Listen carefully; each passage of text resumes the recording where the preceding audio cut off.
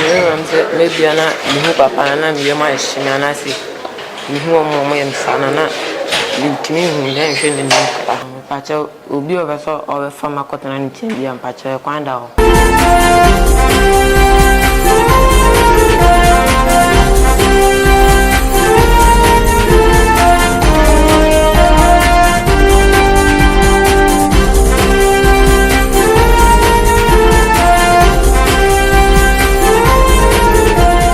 Sefa in chance and papaya the board so padia and one adable roofings and rust resist heat and a fe and fe diso. Nicola bond material or the board sunti or 25-year guarantee a more richimu. So pair adable roofings our and cranen and patamua for an inch of Ancoberia. Muamu Kumase and an empatamun so move for an inch overseas junction. Adable roofings, Muya Samensia our dime boss wampa. Fred 0248 944 710. Esaya WhatsApp number Fred Adabov nani womuni idwa Ebusianfo enen so yema obibia kwaba edeba oheneba media so na se de munim no se de bia ye no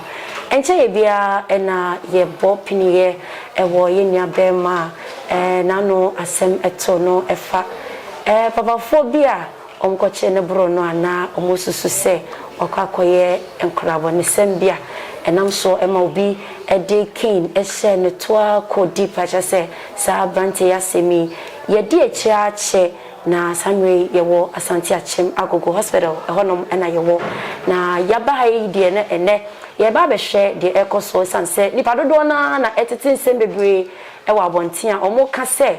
o mate se abofra ne ye yino ye nyi no eje se eye nsem bebre ntene many doctor or duty and nurse say wo hanom bebre na so betena se na ye di nkomo na ene o maboye mu enchemu medin ede mame ya kisiwa mema doctor kwaba na ya hyase doctor mo kwaba yo me de na mpacho o hote sen nyame adom me hoye pa ede nyame ase o de mi hu hada na odin de sen pacho your friend Dr. Evans Asiedu Sefa specialist surgeon our Agogo Presbyterian Hospital. Dr. Evans, we de obeboye mu kakra isan se abofra ye de ne di nsem na chipa che dodo na ebisa ompeso mu se na pomuden kosen sen na koso na no e baye ne doctor na o duty di nkomo no oboye nchemu bebre na oso baye no sen na tie oh okay me da se bebre se na mo nim no infitiase no obeka yen sabaye se 1 month ago no na ehu be hia se ye be ye no operation because of the yehu se esi ewo ne hwidie mu no enti yetu anamo ekoye operation no yesusu se operation no ayekoye ya nyama na ehu ye no chese ne instrument baby eho aka ene ne to kwan ho baby aka enti ye operation e de correct and as ye de repair ni nyina yesusu se nyame ye ya dom a na se bibia kɔ ne ton ne a be bibia betimi ada ne kwan so pepepe se na obo ade ye ne na nti nyame ncha de ye guso nkakra mo free adofo hospital ene ahwefo a omo do abofra no omo te na asema ka omo akoma beboa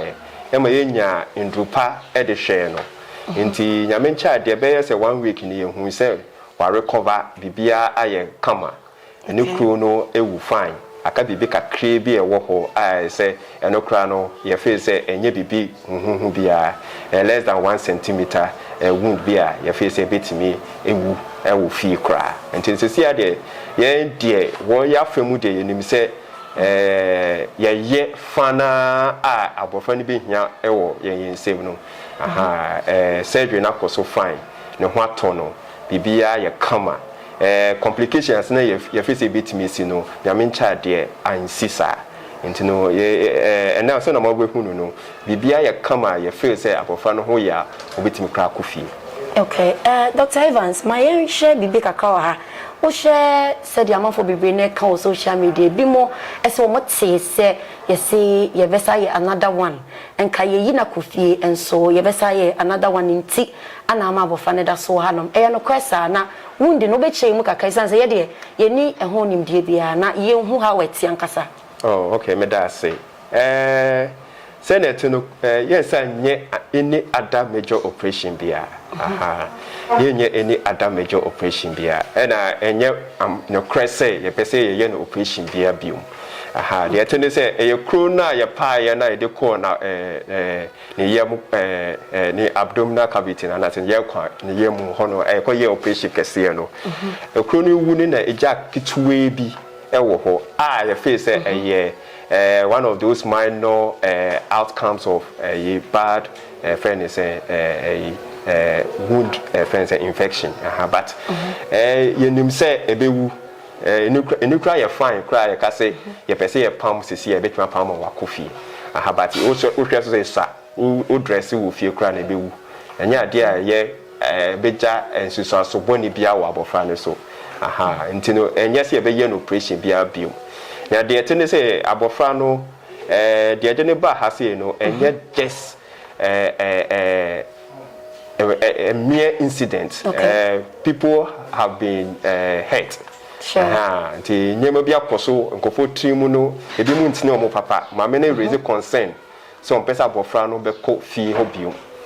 because onu na nim de watete wo krom ho tie so hwa psychosocial interventions no life after friend is saying hospital no has to be taken care of and yes ana obi so nipa bonifo bi ana so obi a wedi yaw say ebia na mo sunti madofo bi ana papa bi ana me wofa bi ho atikokire ni tibetimi so afa mbra na atuni nsemu ama sesi ade betimi di abofra no bone kra ewusumase asesi ade obi ante ho kan enti no ye hu sa no ye ne ye pese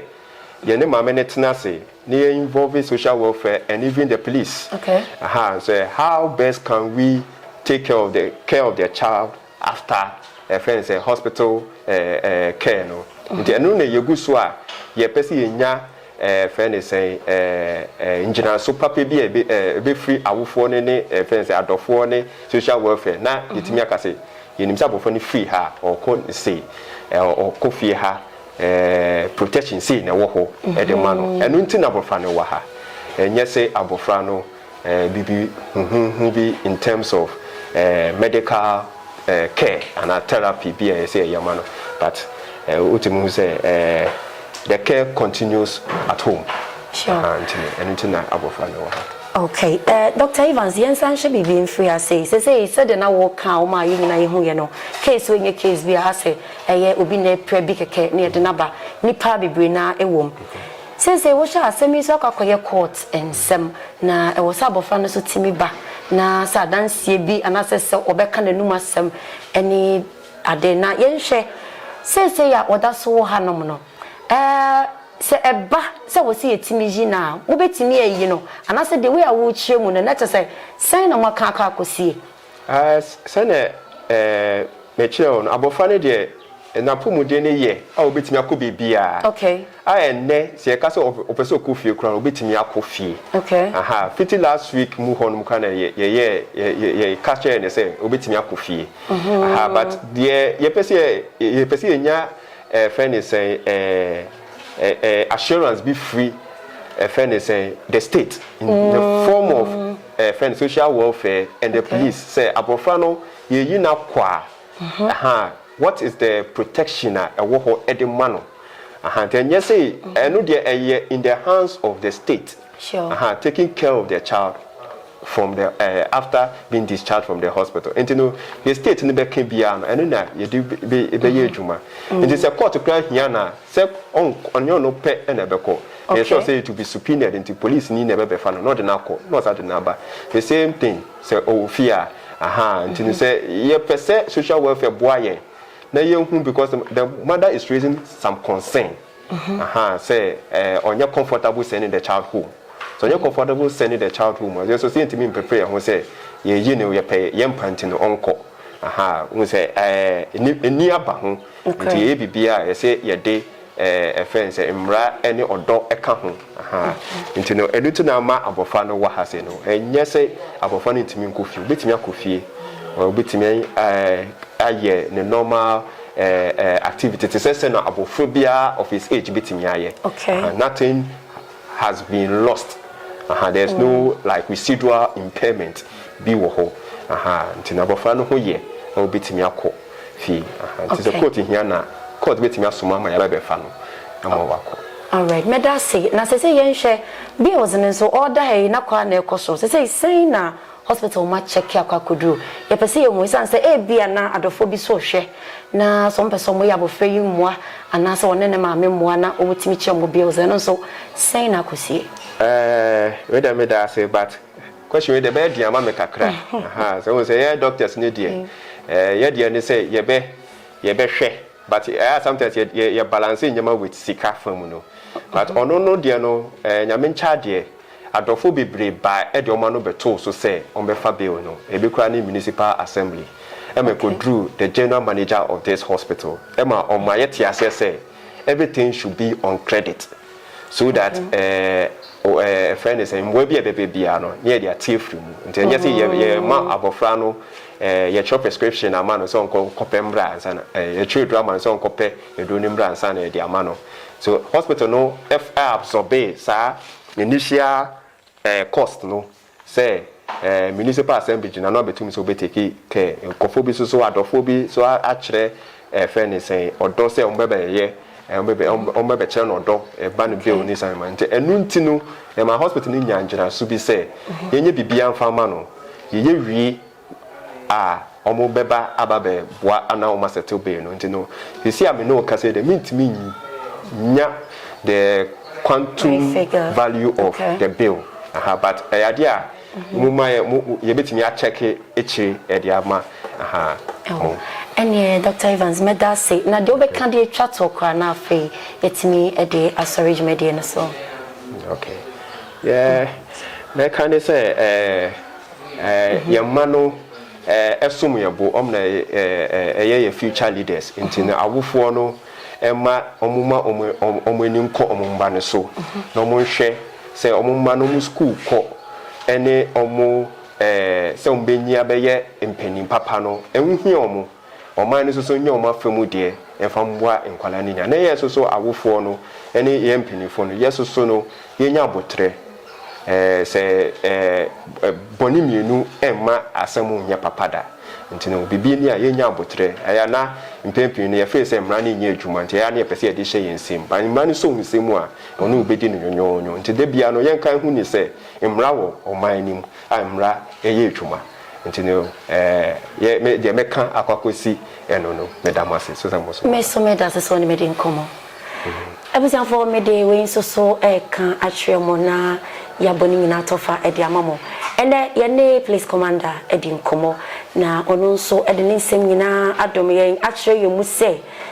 de se empempenso akwakodrei Enoch eda so e hospital ha na pomu no se the doctor me hu no o se ne ho eye na court eguso a omonam process ne so no na no oni ye di nkomo sa cheche mu ma ye hu se na e wo se court etimima nipa ye che wo mo no bill na bill na ye de mo no na sika bi do mu ti so a na eno so a wo se o mo de japade ko asa ka ho na o ma se nya nipa miensa be gina mo obi bia na enu mu no se nipa 4 anase nipa 9 ana yetimi ama o mu bill na mienu na aka ne de o mo da so ewum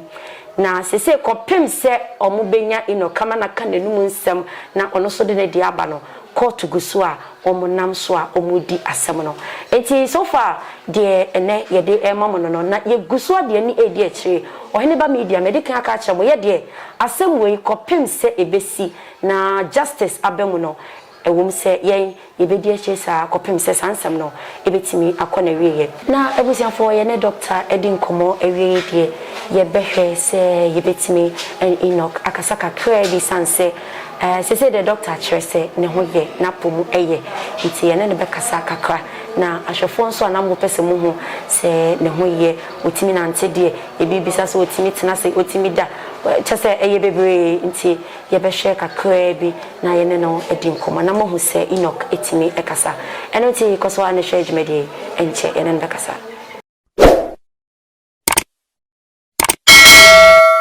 everything for bibia dia dance se Enoch nyame adom ne ho eye nti ono na mene no na me Enoch etese pache ho ye na ene watimi adidi pache okay nti sese jana koso wapom te sen ye ne doctor din komo kakra na wankasa no o filisen Chelsea are bibia ye kama mitimi didi e kotele tie bibia nante nanti today bia o sorry aye ma o practicing kakra acha because me out ti se first and how na wonante sana sese wonante acha okay yo e was for nti o sha Enoch na me ne no enam he nti hospital ho no ma na ye won ti samre o sha ono ene ejina menchen nti Enoch kakra be na pesa wo kache ahwefo a o maboa wo efiri se obeda mpem ebesi samre eden kakra na pesa wo ka e de kire o mo a o maboa wo kakra me kan se me do ma sin de o ma ye bia nyankopon enhye mmoma na omo adwuma nkoso yo na mama mi saw se e ka obi akoma na opese obefa wo ekotena ne nchen a obeko acha obeko ho ti hwemi na kasa kire obi bia wo hwe wo pese bia obefa wo kotena ne nchen hwemi na ka kire sa nipa no obi opese obefa wo kotena ne nchen kakra pese wo ka pacha obi opese obefa makotena ne nchen bia pacha kwanda ho betimi na tena be a good boy acha okay Enoch mama mi bisa wasembi e de be pa na ebo hu se sam you free hospital na esa do kofia e de ne hunu huna yeah am se maybe ana mi papa na mi yema ehimia na se mi hu omo yem sana na bintimi hu ya hwe ne nkra o hu omo ye wo sana wo je mba hyehyɛ oh nti eno ne bon hu pa okay enye ebusiafo Enoch asemo kan kwama me so me hu adwiri me o se e de ebu ne hu ene sese omo ye ne saa no